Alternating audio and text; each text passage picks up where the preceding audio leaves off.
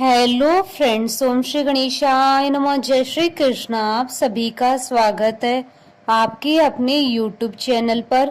Friends, आज हम आपको इस वीडियो में बताने जा रहे हैं साल 2023 की नरसिंह जयंती का शुभ मुहूर्त, पूजा विधि, व्रत कथा, महत्व और नरसिंह जयंती के दिन कर्ज से मुक्ति, धन लाभ और भाग्योदय के लिए किए जाने वाले उपायों के बारे में। फ्रेंड्स, वीडियो शुरू करने से पहले आपसे रिक्वेस्ट है, अगर आप हमारे चैनल पर नए हैं और आपने अभी तक चैनल को सब्सक्राइब नहीं किया है तो प्लीज सब्सक्राइब कीजिएगा चैनल को, साथ ही प्रेस कीजिएगा बेल आइकन को, जिससे नए वीडियो से रिलेटेड नोटिफिकेशन आपको तुरंत प्राप्त हो सके। और वीडियो पसंद आने पर वीडियो को लाइक और शेयर जरूर कीजिएगा ताकि सभी भक्तों को इस वीडियो का लाभ प्राप्त हो सके। और कमेंट बॉक्स में जय श्री कृष्णा जरूर लिखिएगा। नरसिंह जयंती व्रत वैशाख महीने की शुक्ल पक्ष की चतुर्दशी को किया जाता है। इस दिन भगवान श्री नरसिंह ने खंबे को चीरकर भक्त प्रहलाद की रक्षार्थ अवतार लिया था। साल 2023 में नरसिंह जयंती पर दुर्लभ महासंयोग बन रहा है।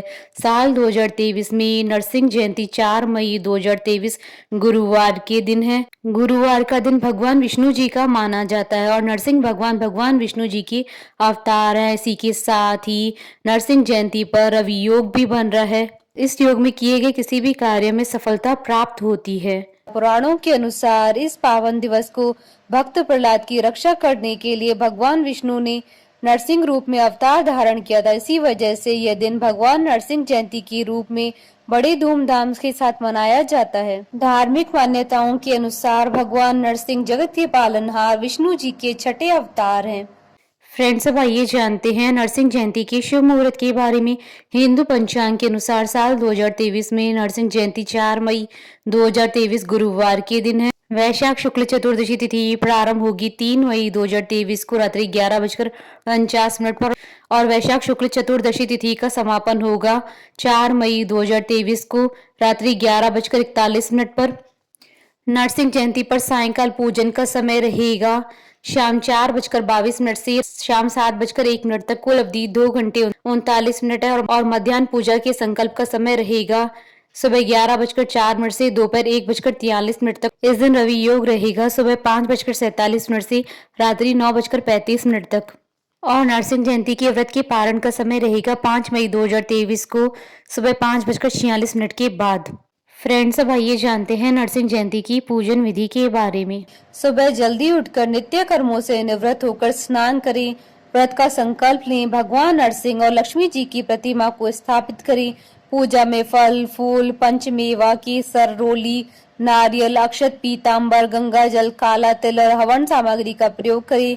भगवान नरसिंह को प्रसन्न करने के लिए नरसिंह गायत्री मंत्र का जाप करें। सामर्थ्य के अनुसार भू, गोद, तिल, स्वर्ण तथा वस्त्र आदि का दान करें। क्रोध, लोभ, मोह, झूठ, कुसंग तथा पापाचार का त्याग करना चाहिए। इस दिन व्रती को ब्रह्मचर्य का पालन करना चाहिए। फ्रेंड्स, अब आइए जानते हैं नरसिंह जयंती पर किए जाने वाले उपायों के बारे में। धन के लिए या बचत के लिए भगवान नरसिंह को नाग केसर चढ़ाया जाता है। नाग केसर चढ़ाकर थोड़ा सा अपने साथ घर पर लेकर आए और उसे अपने घर की तिजोरी या उस अलमारी में रखते जहां आप पैसे और गहने आदि रखते हैं। अगर कालसर्प दोष है तो आप इसका पूजन या ज्योतिषोपाय नहीं कर पा रहे हैं तो नरसिंह जयंती को किसी भी नरसिंह मंदिर में जाकर एक मोर पंख चढ़ा दे, इससे आपको राहत मिलेगी। किसी कानूनी उलझन में फंसे हैं और कोर्ट कचहरी में चक्कर लगाते हुए थक गए हैं तो नरसिंह चतुर्दशी पर भगवान को दही का प्रसाद चढ़ाएं। शत्रुओं से परेशान है तो भगवान नरसिंह को बर्फ मिला पानी चढ़ाएं, इससे आपको शत्रुओं पर विजय प्राप्त होगी। अगर कोई आपसे नाराज है या कोई दूर गया है तो उससे रिश्ते को फिर से वैसे बनाने के लिए मक्की का आटा इस दिन मंदिर में दान करें। अगर आप कर्ज में डूब रहे हैं या आपका पैसा मार्केट में फंस गया है या उधारी वसूल नहीं हो रही है तो नरसिंह भगवान को चांदी या मोती चढ़ाएं। अगर शरीर में लंबे समय से कोई बीमारी है और राहत नहीं मिल रही है तो इस दिन भगवान नरसिंह को चंदन का लेप चढ़ाएं। फ्रेंड्स, अब आइए प्रारंभ करें भगवान नरसिंह अवतार की कथा। जब हिरण्याक्ष का वध हुआ था तो उसका भाई हिरण्याकश्यप बहुत दुखी हुआ। वह भगवान का घोर विरोधी बन गया।